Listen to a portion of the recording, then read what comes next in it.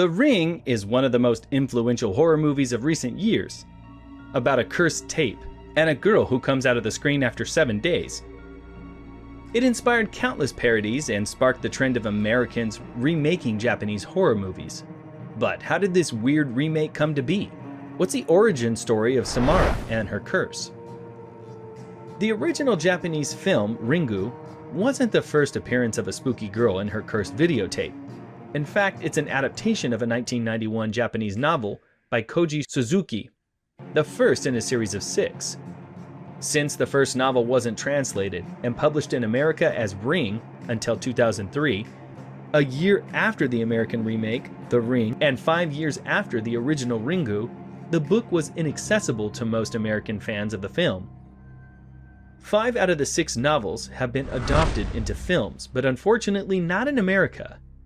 In America, while we do know that 3 separate Ring movies, only the first was based in any way on the books, and even then it's pretty different. The book deals with a curse that mixed with a virus to kill, while the movie has an out-and-out ghost. The American film is more supernatural, while the Japanese book series is more sci-fi. Believe it or not, the iconic image of a girl crawling through a TV screen wasn't in the original novel. Ringu invented that unsettling set piece, which did for giant 90s TV what Pennywise the Clown did for sewer grates. The Ring is one of the most influential horror movies of recent years. So, there's 6 books in the Ring series, and they're probably all pretty repetitive, right? A cursed tape, you die in 7 days if you watch it, that just happens over and over again. Not exactly. The first 2 books do deal directly with the cursed girl and the tape, but then the series goes off the rails. Eventually you find out that all of the events with Sadako, the name of the Samara character in the novels and Japanese films, the videotape and all the characters who have fought and died are actually only living in a simulated reality designed by scientists. However, this simulated reality has somehow made Samara's curse real, and it's infecting scientists working on the project as a form of cancer. Whoops.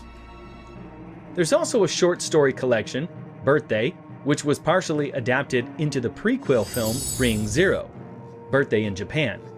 Another book deals with a character who was created by the computer that simulated Samara's reality. The name of that computer? Loop. That's also the name of that book, the 3rd in the series. And the 2nd book? It's called Spiral. Get it? Ring, Spiral, Loop? Appropriate, considering the dizzying plot twists. The novel series also has other volumes that deal with the origins of Samara's curse and the people who created it. One of the books, titled Spiral, alludes to the shape of the ring, and it might also remind you of Junji, its renowned manga Uzumaki. Even the iconic scene in which Samara, Sadako, walks out of the television is only a part of the movies and has not been featured in the original novels. The original Ringo was adapted into a 13-episode miniseries, successful enough to get a 2nd series. Unfortunately not based on any of the other books. That was also 13 episodes long. With the television series and all of the movie adaptations, there are more on-screen versions than books, which is fitting since the entire thing started with a cursed videotape. Maybe that's why it keeps getting remade, to spread the curse. Well, I'm pretty sure that if The Ring was based on a true story, we would know about it by now. However, believe it or not, the inspiration for the film comes from some real-life events. We'll discuss that later in the video. Most would know that it's a remake of the Japanese horror film titled Ringu, which released back in 1998. But the Hollywood remake is not an entirely loyal adaptation and only involves the basic ideas and themes of the source.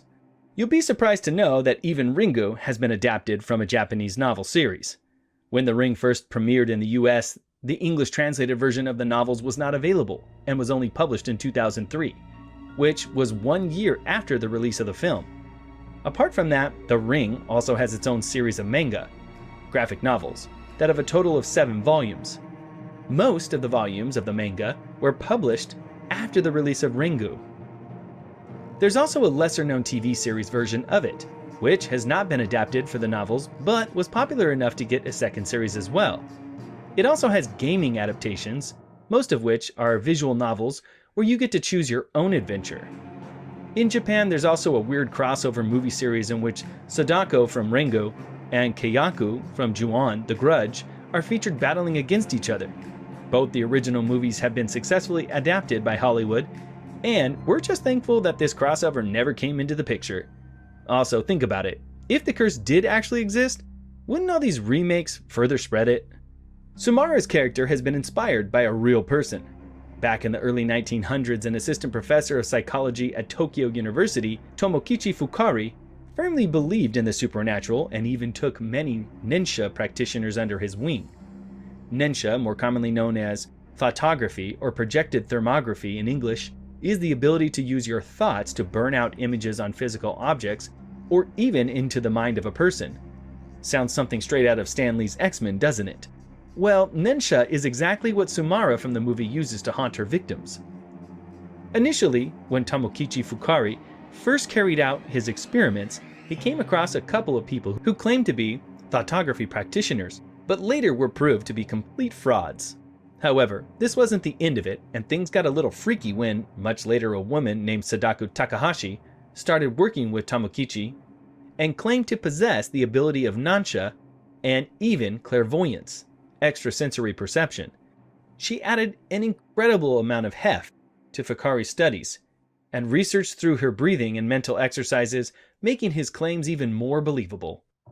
Tomokichi Fukari later published all of his studies in a book titled Tashi to Nensha, Clairvoyance and Thoughtography in English. Unfortunately for him, his work remained unappreciated, and in 1919 he retired from the university to devote his life to his studies. He even founded the Fukari Institute of Psychology later on, which is an organization that inquires about scientific thoughtography and various supernatural phenomena. Just so you know, the organization still exists. Even though Tomokichi Fukari did not receive the acclaim that he deserved, his research and his patient, Sadako Takahashi, led to the inception of one of the most terrifying characters known to the world. So let's just hope that if these thoughtography practitioners actually exist in real life, they don't plan to take over the world anytime soon.